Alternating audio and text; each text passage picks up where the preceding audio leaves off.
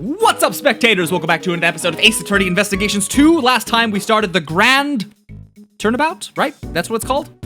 And we're here right next to the Grand Tower where the president, He Junhuang, was that his name? The president of Zhengfa has passed away. And we're on a movie set. So we're currently investigating the crime scene. Let's continue investigating. There's a monster costume in front of this building. Mr. Edgeworth, is that really a costume? Maybe it's actually the monster who made all these footprints and it just shrunk itself down. I'll say this one more time, so listen carefully. There is a monster costume in front of this building. It's just a costume.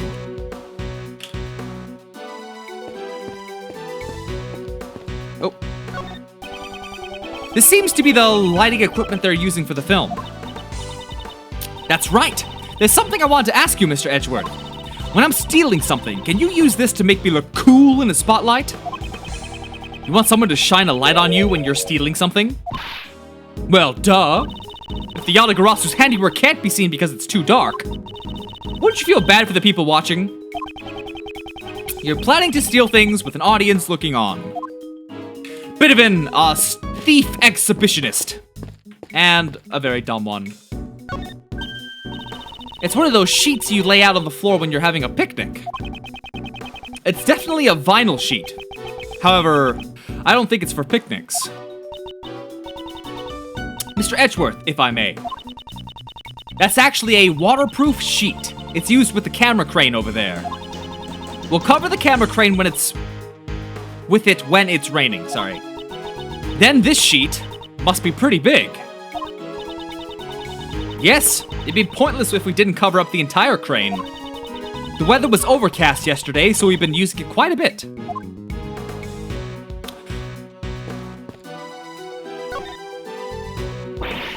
What do you want? I'm a busy gal. You best not get in my way.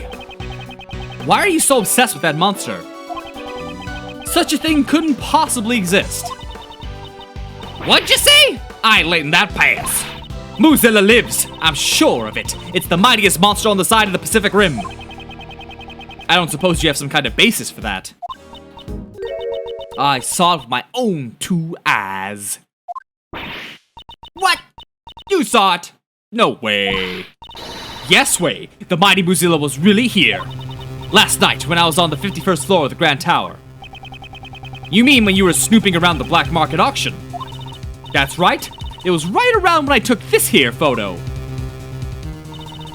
That's the photo of the person in the red hood. This was Jill Crane, right? You see those blinds next to the red hood?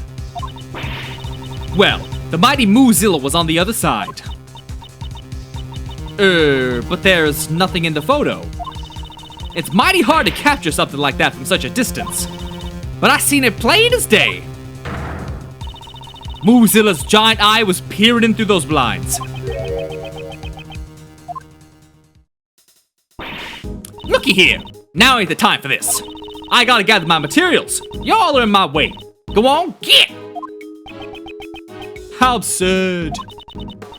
Edgeworth, you must be completely dumbfounded right now, aren't you? Wasn't that clearly written on my face?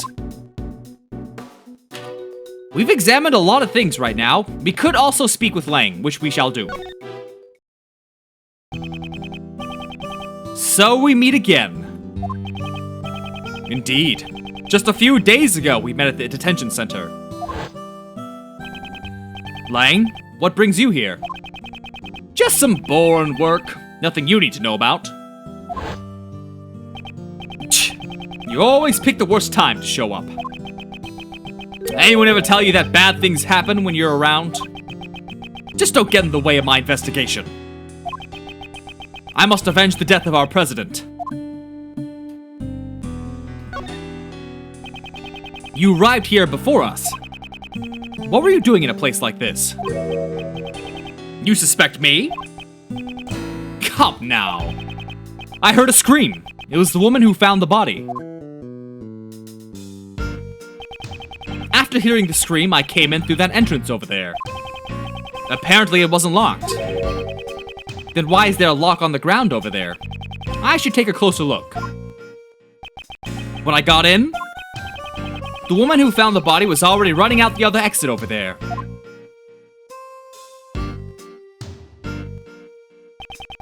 So he came here around the same time we did. Why were you at the Grand Tower? Well, I had my reasons. He also said something along those lines when we met at the detention center. Maybe he's really a fan of giant monsters and he came to sneak a peek at the Mozilla set. Giant monsters? I have no interest in such things. He clearly doesn't think the murderer is a monster either. I like this song too. It's probably one of the slowest paced songs they have besides the sad one. But it sounds like a remix of one of his already existing songs. It's regrettable what happened to the president. Yeah, Huang was the pride of Zhengfa, and yet it seems like you were quite close to the president. Whoa, who the hell is that? Who are these two manly men? They're like the manliest men I've ever seen. The previous head of the Lang clan, oh, there you go. My father served under President Huang. Protecting the life of the president has long been our clan's greatest duty.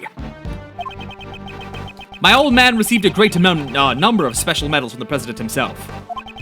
As a token of his trust, the president left his will in the protection of the Lang clan. Those medals and that will, they were the pride of our clan, our family treasures, so to speak. Who would have thought the day to unseal that will would arrive so soon? So then, I guess the president was like a close family friend. But during the incident at Gourd Lake, why weren't you with the president, Mr. Lang? Well, a lot has changed. It all happened over 12 years ago. Back then, he and the old man were close friends, and our clan protected the president's life. But then, he suddenly changed. It's as if he became an entirely different person. Nowadays, he doesn't even have a shred of faith in the police force of Zhengfa. I wonder what went on then. A lot of things happened 12 years ago. Even so, I still respect the man. Zhengfa is a small country, but he carried the nation with his strength. Damn it! Just what were his bodyguards doing? Have you already contacted the embassy? Yeah, of course. I've also informed Zhengfa and my clan as well. It's gotten pretty hectic there, what with the will and all.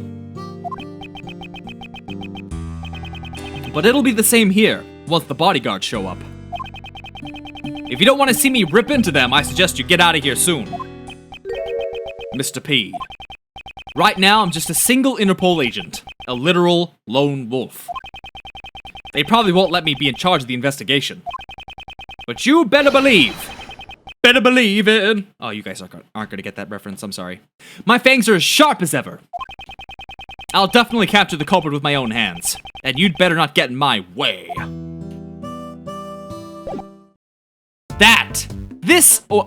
Wait. What about this? Nope, we've already seen this. I think we've examined everything, which only leaves the big pile of logic they gave us. Oh, okay. Oh, dear. There's a lot of stuff. Okay. Rear entrance forced open, dented fence. Let's try these two. Shit! Okay. Stepped on by a monster, 3 footprints.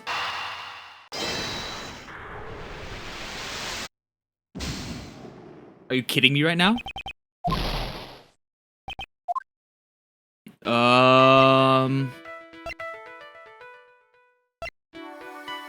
Combination lock. Hold on. Combination lock, rear entrance? Oh, finally got one. Jeez. The front entrance, which leads to the Tower Plaza, was locked with the combination lock. At the other end, the lock on the rear entrance, which leads to the Grand Tower, was broken. Now, where does this lead us? I know this one. The culprit entered from the rear entrance, right? That's what she said. Exactly! And knowing this, we now understand one more critical fact. The culprit must be someone who didn't know the number to unlock the combination lock. Right. If they knew the code, it would have been way easier to enter from the front entrance. Entering through the back door is common sense for a thief. It's much less conspicuous.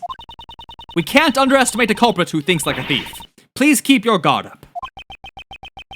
She sure becomes lively all of a sudden when the subject gets brought up. To put it simply, everyone involved with the movie knows the combination for the lock.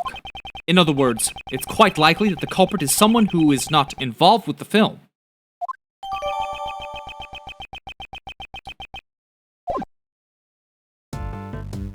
Alright. We tried...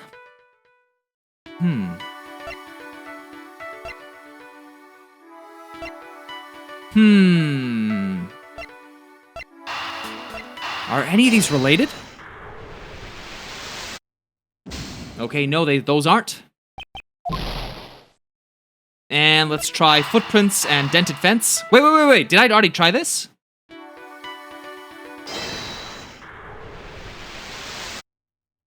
Alright. Alright, so none of these are related. Okay, let's back out. Now, let's go to Nichols. Because it seems like she'd be the most appropriate person to talk to when I present the lock. That's... Do you know something about this? Huh? I'm sorry, I think I was just mistaken. Lately, the prescription of my glasses hasn't been quite right. I deeply apologize for my shameful behavior. Good, you should. That's it? What am I supposed to do?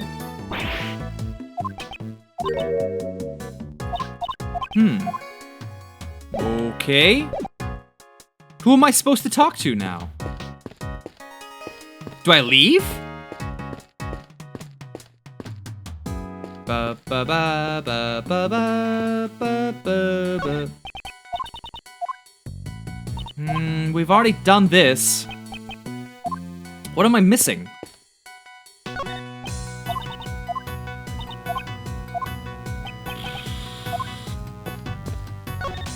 Let's, Oh, I did miss something here!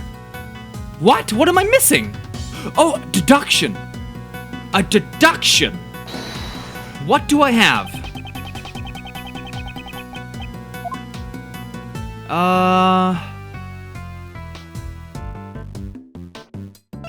I don't know. Why is this here? But the plan, killing two birds with one stone, please get revenge for 12 years ago. There's the hoof print. Giant hoof prints.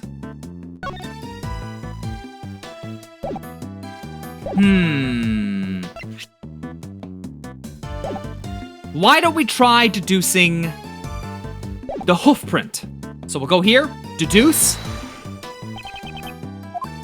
and then go to the hoof print. Nope, that's not it.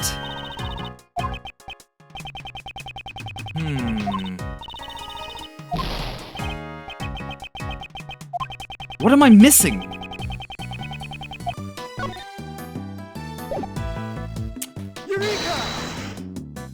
So it looks like the movie poster and the horn go together.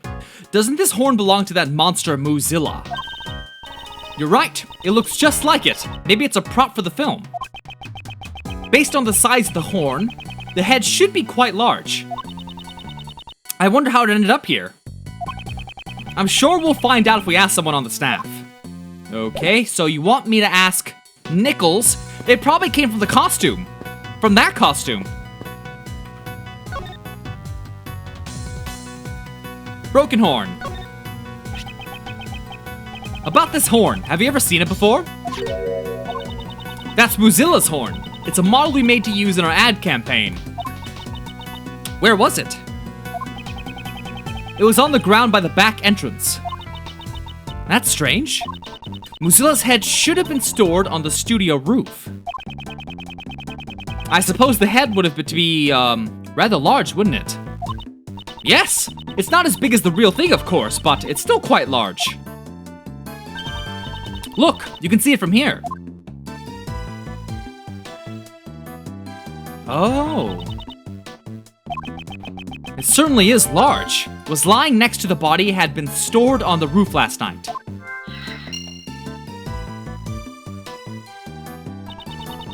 There sure are a lot of interesting things around here. It's the equipment we use for filming, the Mozilla costume and the camera crane. They really are treasures. I'm getting kind of excited.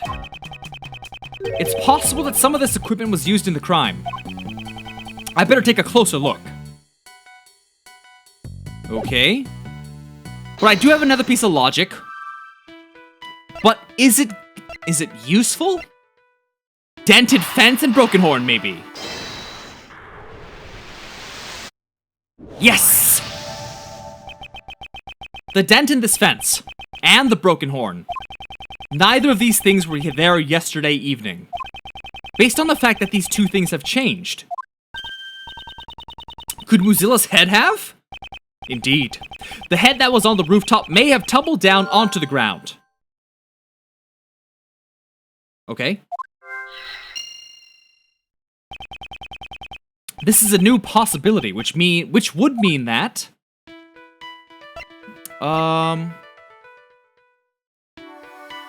I don't think these are related. Pretty sure I'm gonna lose health here. What?! That's ridiculous. We may have found the missing murder weapon. Really? At the moment, I can only say that it's just a possibility. If the giant monster head had fallen off the studio roof, that could definitely be a murder weapon. Miss Nichols, may we investigate the studio roof? The roof? Okay, I understand. Go on ahead, but the stairs can be a little bit slippery, so please watch your step. Mr. P, I'm gonna take my leave here for a bit. There's something I have to check. Wonder if he's caught on to something. Oh, you know he has.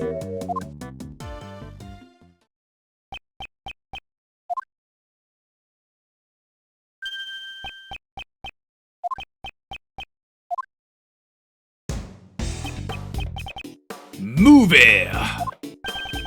What you say? Guess you're just a brat with no manners.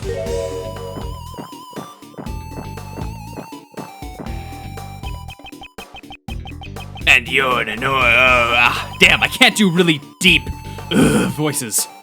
Quit your yapping. Oh, no, that's just stupid. Quit your yapping already. I'm terribly sorry. Come on, John.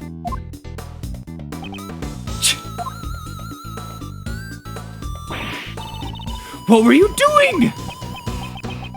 Who was that? Someone from the police. Why'd you suddenly pick a fight with him? That sure was a tense standoff. He didn't budge an inch, even before Agent Lang. Allow me to introduce you. This is John Marsh. He's the lead actor in our movie. Is this child? I'm Kay Faraday, nice to meet you. And this is Prosecutor Miles Edgeworth. Prosecutor? He's a pretty famous prosecutor, you know. But he's not wearing a prosecutor's badge. He's frightfully perceptive.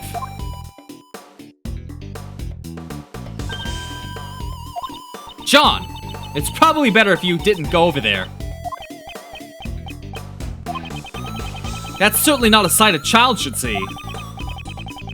But he is someone involved with the case. I'll need to speak with him later. And with that, let's end this video here. We'll speak to John and go to the roof in the next video. So until then, thanks for watching and bye-bye!